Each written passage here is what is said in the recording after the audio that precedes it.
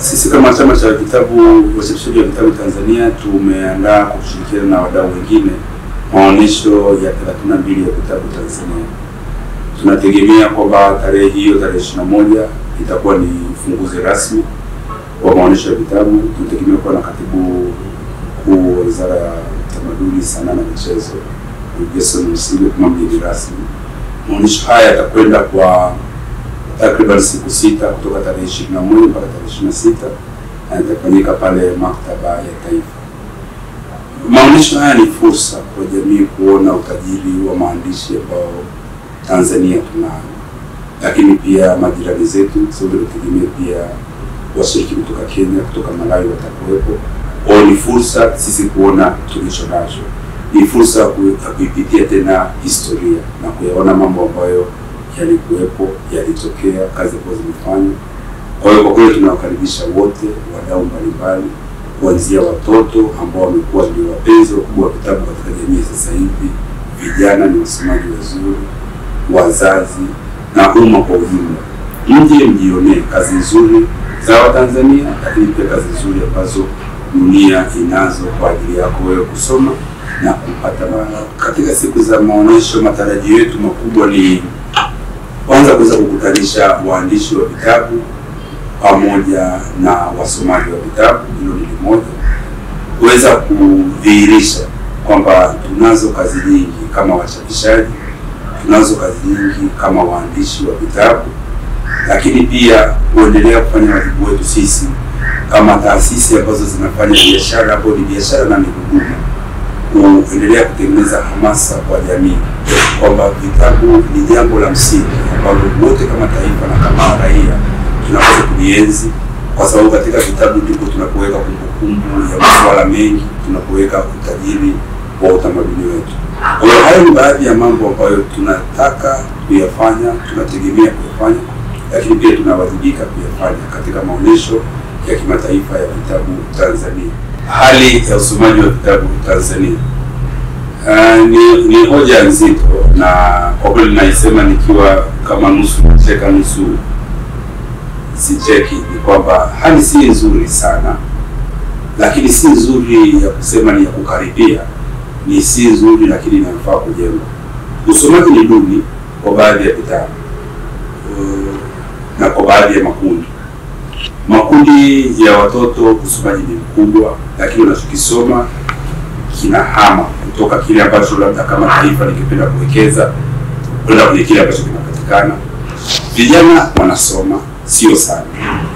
Kwa usomaji huko hauridhishi, lakini kama wadau tukikaa pamoja, tukakutana katika shughuli kama hizi, tukajadili mambo haya, nadhani tunaweza kutengeneza mpango wa miaka 10 ambapo tukiulizwa swali hili tutakosa tunacheka kwa ukamilifu. Kwa bwana, usomaji wa vitabu ni kama kulani maadhimisho ya 32 ya kimataifa ya vitabu Tanzania, na yalianza mwaka 1988, ikimaanisha kama tulikuwa tunafanya kila mwaka ilikuwa ni maadhimisho ya 37. Kwa hiyo kuna kurukaruka kwingi kumetokea. Kwa hiyo sio jambo jipya, ni jambo la muda mrefu, na kama ulivyouliza kwamba katika maonyesho haya tunatazamia nini au ni changamoto gani ambazo sisi tunaiona ambayo tunafikiri maadhimisho haya yanaweza yakaitatua. Changamoto kubwa inayoonekana kila mtu ni usomaji hafifu, lakini msingi wa changamoto hii ni utashi wa kijamii na utashi wa kisiasa. Kama baba na mama watatuonesha kwamba kitabu ni kitu kizuri, yeye mwenyewe anacho kwenye begi na anasema tukitafute, mimi nadhani tutasoma. Kwa serikali tunaiomba ishirikiane na wadau kujenga jamii ambayo inafikiri kitabu ni kitu kizuri.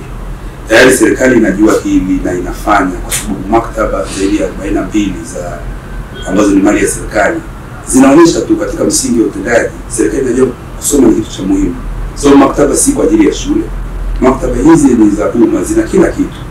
Kwa hiyo tunahitaji kuwekeza zaidi hapa. Miundombinu ipo, utashi wa kihistoria upo, tunataka utashi wa kisiasa wa sasa na utashi wa kijamii. Tusukumane kama tunaposukumana kutafuta iPhone 17 au tunaposukumana kutafuta gari ya kisasa au kiatu cha kisasa, tusukumane kwenye vitabu. Na kuna kipindi pia ambapo tuliamini kwamba teknolojia imekuja na itaondoa vitabu. Nyuma yangu kuna vitabu. Nadhani miaka 20 au 25 iliyopita, wakati e-books zinaanza kutokea au nakala tepe za vitabu, tusingetegemea miaka 25 baadaye bado ingeweza ikawa ni fashion kukaa mbele ya vitabu. Lakini vipo, hii inaonyesha kwamba vitabu vipo na vinaendelea kuwepo. Sio tu kwetu hapa ambapo usomaji ni hafifu. Hata Ulaya bado paper printed books au vitabu katika karatasi vipo na vinahitajika na kampuni zinafanya vizuri. Kwa hiyo social media ina madhara kiasi, kama vile ambavyo moto una madhara, lakini maisha bila moto nadhani ni maisha magumu sana. Kwa hiyo watu wanapoteza muda social media, wanasoma vitu vidogo vidogo. Na katika social media watu wanaelezwa kwamba kitabu fulani bwana kitakusaidia, kama unataka kufuga kuku kitakusaidia. Kwa hiyo tuna uwezo wa kujumlisha mafanikio ambayo social media inaweza kutusaidia au mitandao ya kijamii, tukawekeza hapo jitihada, basi tukaweza kusukuma gurudumu la nia na maazimio ambayo tunataka kuyatekeleza katika usomaji. Usomaji ni hafifu, sio Tanzania tu.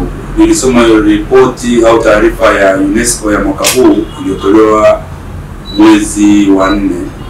Inaonyesha utumiaji wa vitabu wa Afrika nzima uko chini ya utumiaji wa vitabu wa Japani.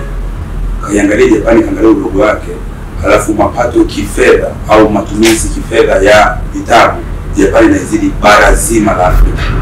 Sasa hii ni kama fepea ambayo ni muhimu sana wadau wafanye jambo. Na wadau hawa, wale mdau wa muhimu kabisa ni baba yetu na mama yetu mzazi, serikali. Na tukishirikiana na watendaji wetu, tukishirikiana na wadau, tunaweza tukafika mbali.